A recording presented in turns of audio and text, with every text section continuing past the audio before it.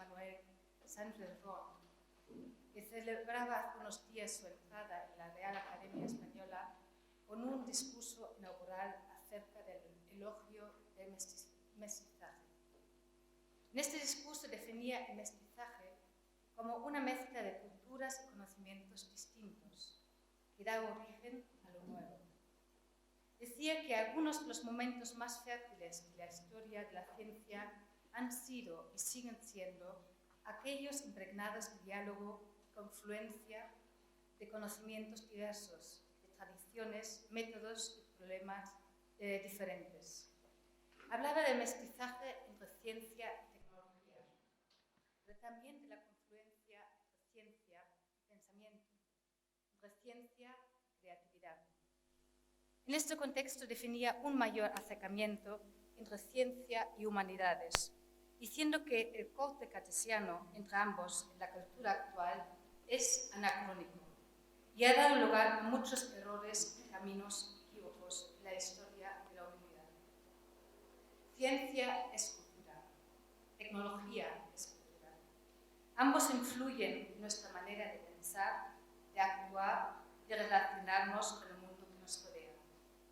Precisamente durante la semana pasada planteábamos aquí, dentro del encuentro de arte, ciencia, tecnología y sociedad, la necesidad de definir un nuevo compromiso político y social, tanto de la ciencia como del arte, con la sociedad contemporánea. En estos 3 días, y bajo el denominador común de redes sociales y redes de comunicación, seguiremos profundizando la confluencia entre arte, ciencia y tecnología, desde una perspectiva tanto crítica como propositiva. Como todos sabemos, durante casi un siglo, la idea neodarwinista acerca de la competitividad entre las especies y la ley de la supervivencia del más fuerte y más apto sobre más débil ha dado lugar a justificar y a naturalizar un pensamiento político y económico basado en la competitividad, la explotación y la depredación. Este pensamiento neodarwinista resuena con algunos de los momentos más negros y devastadores de la historia del siglo XX y sigue impregnando en una parte considerable los discursos hegemónicos de la política y de la económica a escala global, polarizando y naturalizando la relación entre depredador y presa. No obstante, en la historia de la ciencia, y concretamente en el mundo de la biología, hubo una contestación muy importante a esta corriente. Una de sus representantes más notables, la microbióloga Lynn Margulis, decía que la vida no conquistó el planeta solo con combates, sino con alianzas. En uno de sus libros de reciente publicación en España, plantea y define la teoría de un planeta simbiótico. Dice que la teoría de la evolución de Darwin, siendo el fundamento de la biología moderna, no relevaba todos los datos y no respondía a la cuestión de la emergencia de los diferentes organismos.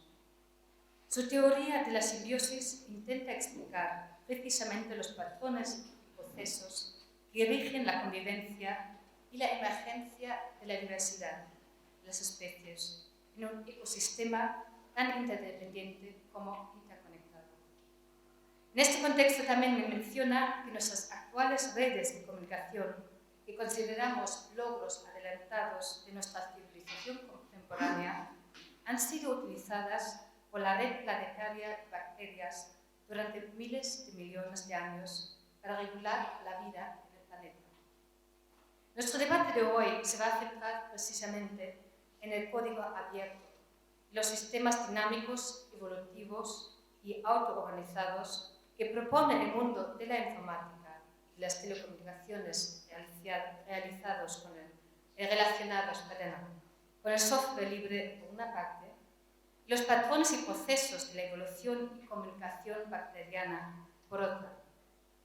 Contamos para ello con 2 innovadores expertos en la materia. Doy la bienvenida, por una parte, a Miguel Vidal, cofundador de sindominio.net y uno de los teóricos y activistas más notables en el campo de software libre en este país. Y doy la bienvenida igualmente a Xavier Barandiaran, filósofo y experto en sistemas evolutivos y adaptativos, miembro y artífice del Metabolic Biohack Lab, que antes se anunciaba en la pantalla, y de un grupo de investigación en vida artificial y ciencias cognitivas. Tanto Miguel como Javier van a profundizar esta tarde en el tema de la cooperación sin mando, código abierto y bacterias. Gracias. Gracias, Miguel. Bueno, la verdad es que es una presentación estupenda y además un buen resumen y una proyección de un poco lo que vamos a hablar hoy. Yo había subtitulado esta charla, aunque no aparece de ese modo en la presentación oficial de este ciclo de conferencias y talleres, como de la biosfera a la tecnosfera, porque me parecía que al final lo que estábamos proponiendo Miquel y yo era acercarnos un poco al microcosmos y recoger el estudio de cómo funciona el microcosmos bacteriano y cómo en ese propio microcosmos se han generado ya las estrategias y los procesos de automatización que origen la utilización del software libre y en general de la cultura y de la cognición y el desarrollo tecnológico humano. Creemos que es importante también encontrar espacios conceptuales desde los que entender nuestro cosmos, ¿no? Un cosmos que los griegos utilizan esta palabra para designar un poco el universo ordenado con el que el ser humano interactúa, más allá del cual estaba el caos y el comprensible, y evidentemente nuestro cosmos se está convirtiendo cada vez más en una tecnosfera, un tejido de artefactos y de técnicas que sustentan la producción y el flujo de signos y de información, configurando y constituyendo pues, nuestra sociedad. Al mismo tiempo, una mirada al microcosmos, a la biosfera bacteriana, puede resultar una buena fuente de herramientas conceptuales para reconceptualizar ese espacio cósmico, esa tecnosfera en la que vivimos inmersos. También es interesante, entonces, o hemos encontrado un fenómeno realmente relevante dentro de este microcosmos, que es el de las redes bacterianas, que son procesos colectivos de evolución abierta y horizontal y cooperativa, redes de intercambio de información genética y que regulan y generan recursos colectivos. Una estructura general que se aplica hoy en día al desarrollo del software libre, que será la parte de la que se ocupe Miquel Vidal. Y queríamos ir a ese origen y unirlo también con el título del ciclo, Metabolismo y Comunicación y el banquete, porque curiosamente es precisamente las redes bacterianas donde surge la primera interacción entre metabolismo y comunicación en la historia de la naturaleza, ¿no? También esto es un intento de naturalizar los conceptos que utilizamos a la hora de entender la tecnosfera. Bueno, esto ya lo he comentado un poco, cómo la tecnosfera recoge esta estrategia descubierta ya por las bacterias de evolución abierta, que es en lo que más me centra yo.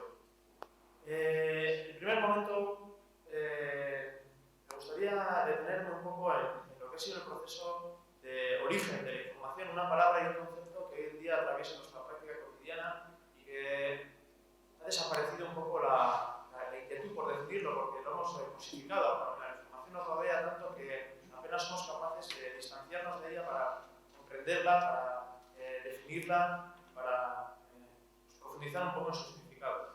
Uno de los intentos más que han tenido más éxito en intentar naturalizar el concepto de información e intentar comprender su funcionamiento han sido los que se han preocupado del origen de la información. Porque al fin y al cabo está rodeado de signos y utilizarlos es diferente al proceso que da a esos signos un significado. De alguna manera, la información es también un proceso de interpretación del signo y se remonta al origen de la vida, al origen de los primeros sistemas autónomos que se pueden autosostener y que pueden, por tanto, interpretar signos y, en este caso, su propio código genético. Entonces, es un origen unificado entre la información y el de la vida, ¿no? Las dos surgen de la mano en una fusión, como decía, de procesos autónomos y plantillas, que en inglés se utiliza el término templates, para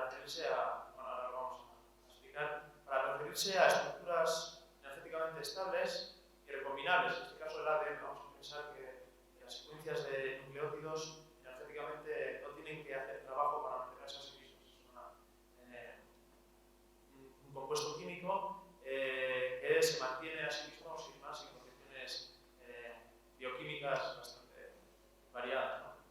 Mientras que los sistemas autónomos son estructuras disipativas automantenidas. Es algo así más parecido, su estabilidad es más parecida a la de un torbellino, que tiene que constantemente y dinámicamente mantener su identidad, mantenerse a sí mismo. Será precisamente el sistema autónomo, el sistema metabólico. Yo creo que la característica fundamental del metabolismo es la producción del propio sistema metabólico, es una red de producción de componentes, ¿no? El concepto de autopoiesis, en el que el sistema se produce a sí mismo a partir de un input de energía y de materia del entorno, pero que es capaz de autorrepararse y mantenerse. Entonces, esa idea fundamental del metabolismo se fusiona con la idea de template o estructura recombinable que puede ser interpretada y que se convierte así en información, en este caso información genética. De esta manera surge un significado en principio contingente, porque el código genético podía haberse congelado de otra manera. Sabéis que hay cada 3 nucleótidos codifican un aminoácido, que es el componente con el que se producen las proteínas, que luego regulan el sistema metabólico, pero esa relación que hay entre el código es una relación contingente. Hace falta una enzima metabólica, que es la aminoácido RNA sintretasa, que es la que establece ese significado, digamos, ¿no? Esa traducción de la secuencia de nucleótidos a las proteínas. Esto es lo que Howard Patti ha denominado cierre semántico, y es que un sistema es capaz de codificar su propio sistema de interpretación. Es una especie de juego bioquímico, de autocontención, ¿no? Y que da lugar a lo que es el origen de la vida. Bueno, estas son ideas de filosofía de la biología y que alumbran un poco lo que es una concepción profunda de la información y de cómo surge en la historia de la naturaleza.